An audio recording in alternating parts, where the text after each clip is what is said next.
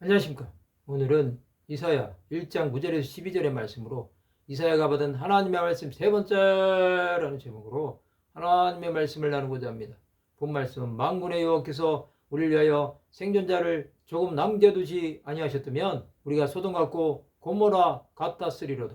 너희 소돔에 관한들아 여호와의 말씀을 들을지어다. 너희 고모라의 백성아 우리 하나님의 법에 귀를 기울일지어다.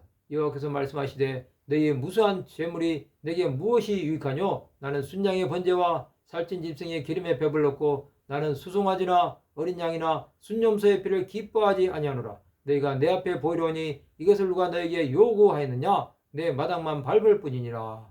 하나님은 이스라엘 백성들 위해 남은 자를 남겨두셨습니다.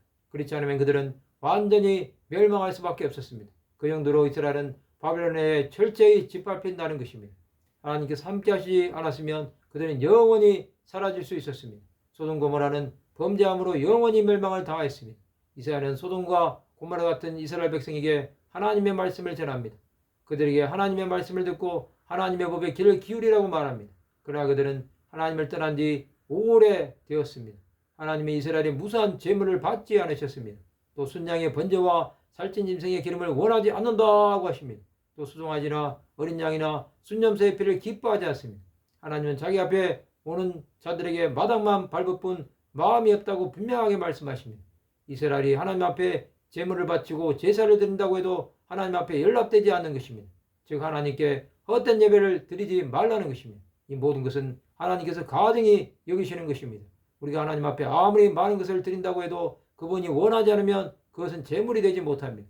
이스라엘이 범죄함으로 죄를 지었는데 하나님 앞에 무엇을 하든 그분이 용납하지 않으십니다. 하나님은 우리 몸을 하나님이 기뻐하시는 거룩한 산제사로 드리기 원하십니다. 거룩함은 하나님의 성품입니다. 우리는 하나님의 마음을 감동시켜야 합니다.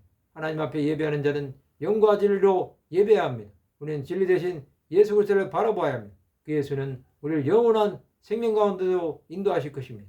우리는 마음에 없는 행위만 있는 예배를 드리지 말아야 합니다. 이것은 하나님의 이름을 망령되이 일컫는 것입니다. 진정한 회개와 거듭남이 없이는 하나님의 얼굴을 구할 수 없습니다.